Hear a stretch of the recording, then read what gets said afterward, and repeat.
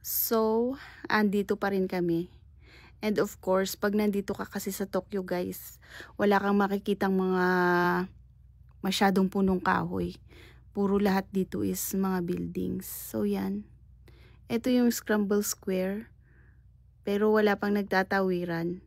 Naiipon pa yung mga tao dyan. And later na natin sila balikan. Ganun. So yan, buildings pa rin talaga. Pero may portion naman dyan katulad yan na punong kahoy. Pero konti lang. And yan, papasok na kami. Pero dito guys, maraming bawal. Bawal sombrero, bawal ang bag. Kailangan mo siyang iwan. Pero may mga provided lockers naman sila na pwede mong paglagyan ng mga belongings mo. Huhulugan mo lang siya ng 100 yen. Pero pagka kinuha mo na yung gamit mo, ibabalik din naman yung 100 yen. Ayan.